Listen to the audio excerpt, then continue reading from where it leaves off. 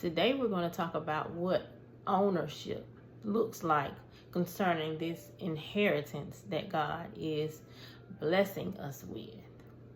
Okay, so we have to know what our ownership looks like and what our role in this ownership looks like concerning this inheritance. Okay, the very first word I want to bring to your attention is stewardship, and I'm going to give you a short definition. Stewardship is planning, administration, management, and dispensation of household affairs or estates, business, ministry, or personal thing.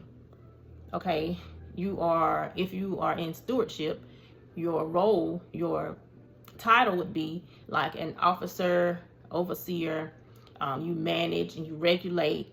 This also requires integrity, wisdom, accountability, relationship, and trust, and operating in a spirit of excellence. So if you haven't noticed by now, this is very important. This is a heavy thing, and it's really dear, to God's heart. And this is an important gift that has been given to your bloodline. So many family members have went before you, and they're simply not here anymore. Many family members that went before you, some didn't even know how to begin, to receive the inheritance or cross over into the promised land. Some didn't even know what that even meant, what that even looked like. But here we are. And now it is time for this thing to be released. Okay? So that you don't fumble the ball, so that you don't lose your inheritance, because we have to remember that it is possible to lose your inheritance. Dr. Miles Monroe said, what you mismanage, you will lose. So we want to be sure that we are ready when we cross over, when we are operating our promised land, and when we receive this inheritance. Okay, I want to keep mine. I want to manage it well, so that I can hear, well done, job well done. Good and faithful servant. You were faithful over a few, I will make you ruler over much. That's what I want to hear. Okay, let's start with a scripture. 1 Peter 4:10 says, as each one has received a gift, minister it to one another as good stewards of the manifold of the grace of God. So immediately we find out that though we may sign that dotted line saying that, you are the owner, we have to understand that we have to grasp the understanding that we are only stewards of these things. Okay, God owns whatever it is that whatever it is that He is bestowing upon your bloodline, your family. God is the owner. He owns it all. Remember, Genesis 2:15. The Lord put man in the Garden of Eden, and He said, work it, tend to it, care for it, keep it. Okay, but ultimately it belonged to God, but He gave man ruler over it. Okay, so it's kind of a mindset and a heart posture. There's a certain mindset and heart posture that we have to grow into or receive in order to handle this inheritance, so that we don't mishandle the inheritance. Okay, listen to this. Psalm 24:1. The earth is the Lord's and everything in it, the world and all who lives in it. For He founded it on the seas and established it on the waters. Off the bat, we see that God owns everything, the world, everything in it, and He established it. Okay, so this belongs to God. This inheritance, your gifts, all this stuff belongs to God. Even your children, or the husband or wife that you are waiting for God to bless you with. This stuff, all of this belongs to God. So we have to remember to handle it with care. Okay? Colossians 3:17 says, everything you do it as unto the Lord. So when you receive this inheritance, or whatever you have waiting for, when you receive this, you have to take care of it like you're taking care of it for God. If it's a business and you are a baker, when you bake, you need to make sure you're baking like Jesus is getting ready to come and sit at your table. Okay, everything you do, it needs to be as unto you're doing it for God. Listen, not perfection, but doing things in a spirit of excellence. Remember, I said in a few videos before that perfection is not required to carry this thing. No, he just needs you to be obedient and steady in tune and in touch and in his presence and spending time with him and getting his take on how things should go. Okay, I hope this is making sense, because I feel like I'm kind of all over the place. Now, I'm going to give you some examples of what stewardship looks like concerning whatever, you're waiting on God to do for you, whatever you're expecting God to do for you. So, of course, we've all heard this, Matthew 25, the parable of the talents, how he gave one man 5, and that man took those talents and he multiplied it and brought back 5. And then one man had 2, he did the same thing. And then there was another man that he gave 1 to, and he said that because you were a hard master, I was afraid, so I buried it, and here is your 1. And what did God say to that man that returned only the 1?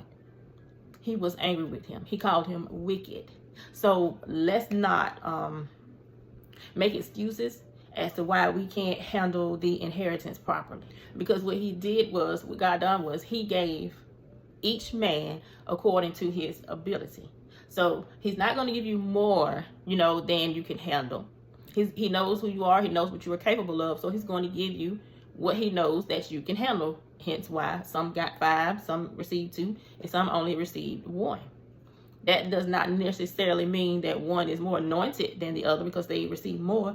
That just means this is what I'm giving you, and this is what and it's kind of like a test to see how you're going to handle even this 1.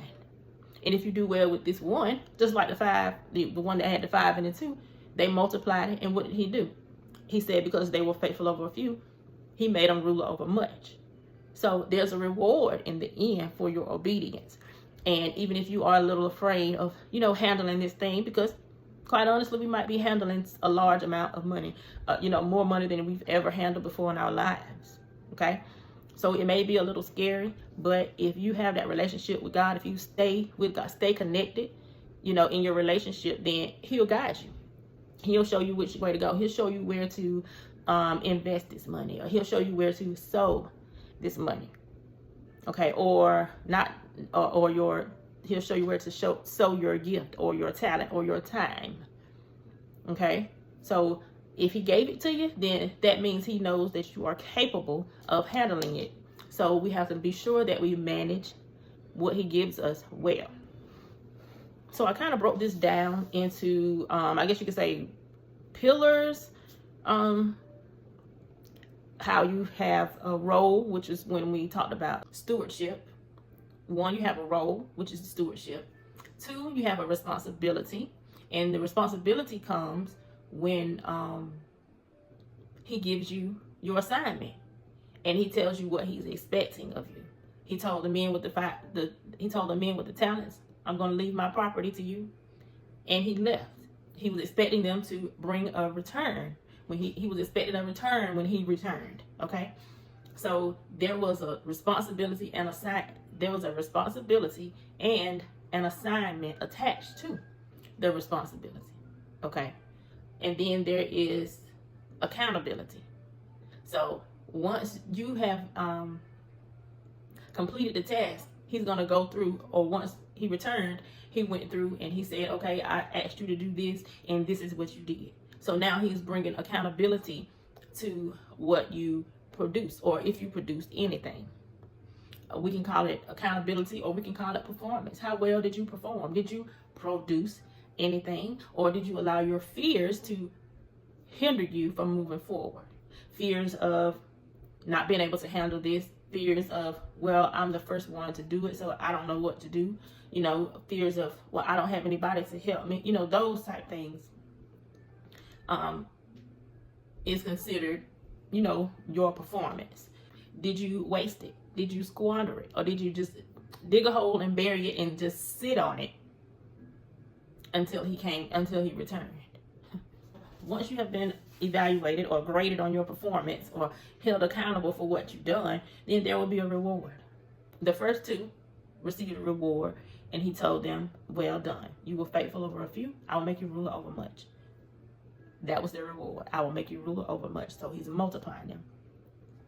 The last one, the one that sat on this gift or this talent, that didn't invest it at all. He didn't take it to the bankers so that they could be so that the talent could gain interest. He didn't try to do anything. He just buried it and sat on it. Okay, so his reward was, flee from me. He called him a wicked, and that he didn't even want to see him. He didn't want to deal with him anymore. Okay, because he just sat on his talent. This is just like, say for instance, you operate in the spirit of prophecy. Not necessarily that you're a prophet, but you just operate in the spirit of prophecy. And the Lord tells you, the Holy Spirit unctions you to give a word to somebody. And you say, I don't want to do it because I'm afraid, that I may not be hearing God correctly, or I may not say it the right way, or I may offend, somebody. Now, those are valid concerns, but if the Lord tells you, to give a word, then it is your responsibility to give that word. And if you just sit on it, then there are consequences, for your disobedience. And you never know, that word could save that person's life or change. Let's just say that word could change. That word could have changed that person's life. But because of fear, of not doing a good job, you refuse to say anything. So you see how your stagnation or being still or sitting on a thing, it affects you and whoever that is connected to you or whoever that word was for. Recompense is your reward for your compliance on obedience. You've been faithful over a few, I will make you ruler over much. So recompense is a reward. So now that you've received your reward, let me tell you this. The quickest way to lose your inheritance is to forget where you came from. So the word tells you that it was God that brought you out of Egypt. And it was the Lord who freed you from slavery. So when you get comfortable and you have all these things, you received your inheritance and you're living out your heart's desire, don't forget who brought you out. Okay?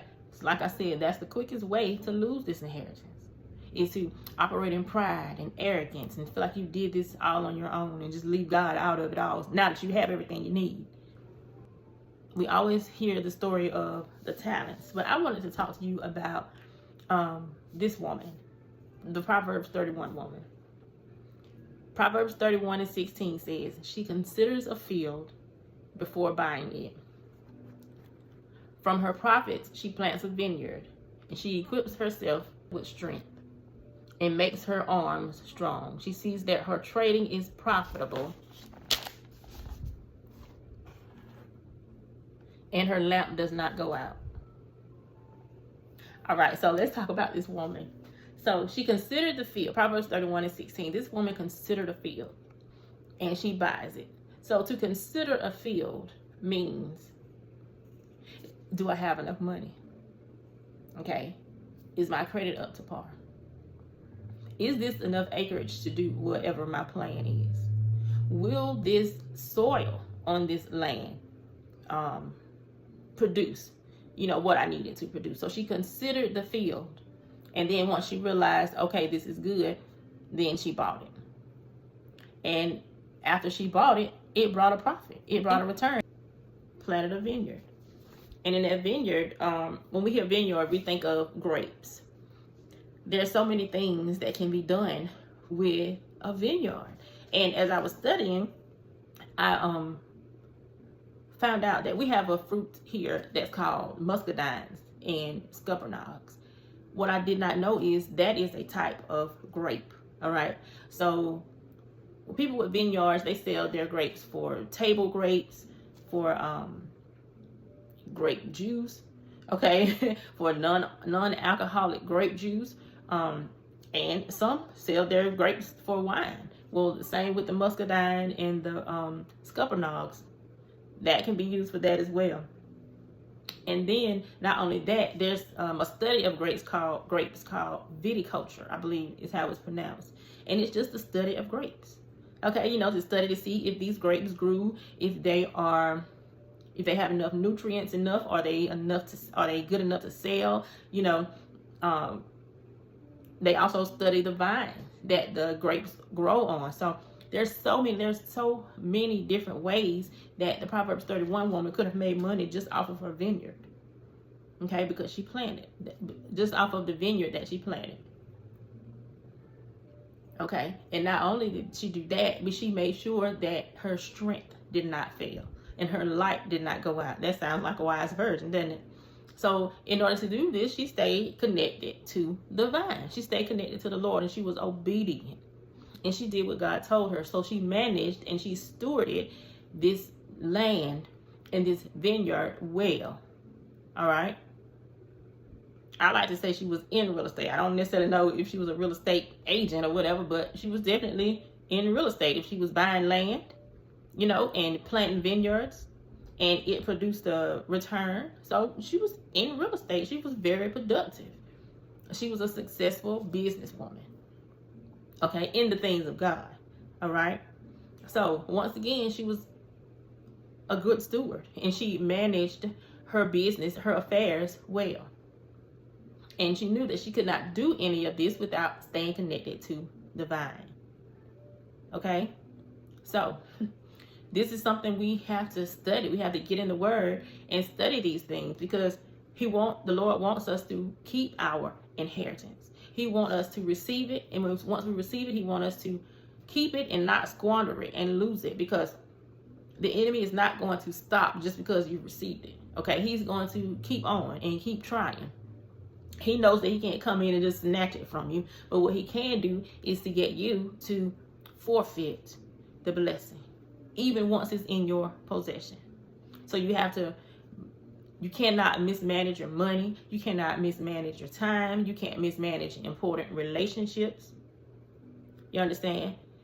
Even your relationship with yourself and how you eat. You have to manage your food intake as well. Just read the book of Daniel and you'll see what I'm talking about when it comes to how we eat and how we fast, in our intake. But that's something you have to let the Lord minister to you on, because not everybody has the same plan when it comes to food intake. I don't know, some people can get away with not fasting and some can't. So you just have to get in the Word and let God teach you how to steward these things. Because what I really want to get in your head, want us to understand, is we are only stewards. We are simply stewards of these blessings. We do not own them. The same way we receive them, we can lose them. Okay? So, I want to talk to you about another parable in the Bible. This man said, I walked by a field, and it was all grown up with thickets and thorns. And this is something that's going to really make you think about how we steward the things of God. Okay, how we take care of it, and how we should handle it with care and not mishandle, the inheritance or the things of God. So Proverbs 24, 30 through 34. Okay, I want to read that to you. Listen very carefully. Okay, so Proverbs 24, 30 through 34. I went by the field of a lazy man, and by the vineyard of a man devoid of understanding. And there it was, all overgrown with thorns. Its surface was covered with nettles. Its stone was all broken down. When I saw it, I considered it well.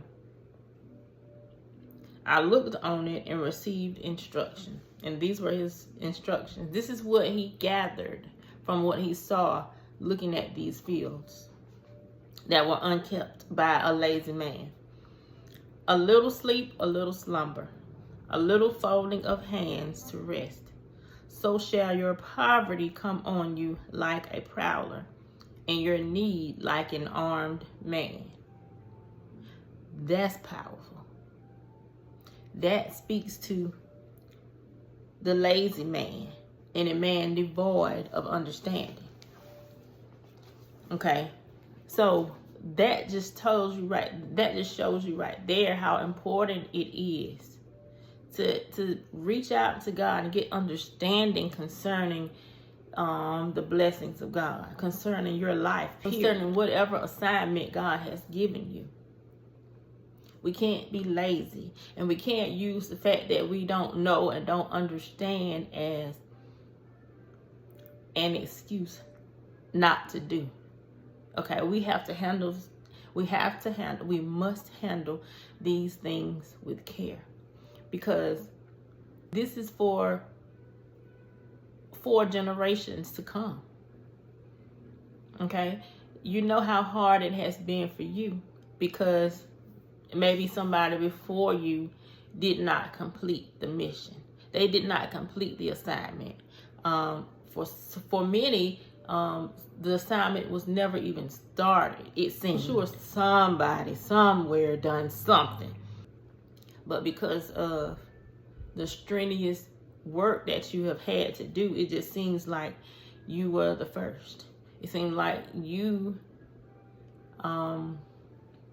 had to be the one to, plow through the nettles and the broken stones, the bushes that had been grown up for so many years. To get out of this wasting of time. No more wasting time. No more just sitting around and thinking it's going to fall out of the sky, because it's not. Okay, we have to get a prayer life. We have to be participants in our relationship with the Lord. He's always there, just waiting, just waiting on you, or waiting on us to spend some time with him. So it's just so important. I don't know, I can't stress that enough, of how important you receiving your inheritance is, because it's all for the glory of God. It's all for the glory of God that you accomplish this thing and stay at it. Like, we have to be intentional when it comes to the things of God. We can't just be haphazardly, about it. We can't just a little sleep, a little slumber, a little folding of hands. And one translation said, do a little work today, but take out tomorrow. Do some here, don't do anything there. Just whatever, however it goes, just playing things by ear. We can't do that. We cannot operate. We cannot manage the things of God that way. So we have to know our role. We have to know our responsibility with the assignment, and know that there will be accountability. And depending on how you performed or your obedience, there will be recompense. Okay, these are the 4 pillars of stewardship. So we have to find out exactly what our ownership looks like when it comes to the inheritance that we are receiving. We have to know that we are mere stewards of this thing, because we're not going to be here forever. Okay, we're like sojourners. We're just passing through. When we leave, somebody behind us will pick it up. Okay? And if you don't do it, then he'll find somebody else to do it. So we have to understand that this is very, very, very important. No more wasting time. No more sitting up twiddling your thumbs. We talked earlier about watching TV and social media. That's a thing. I found a book. I don't have it here with me, but I found a book that I had. I thought I had lost the book, but I was looking through my library and found it. And the book is called Don't Waste Your Life. Unbeknownst to me, there's a whole chapter in there that talks about how TV is the great life waster or time waster. So I didn't just pull this out of the air. All of this stuff, everything that I say is God breathed, and it's for a reason. God wants us. He's so on our side. He so wants us to get this and keep this so that we can pass it on to the next generation.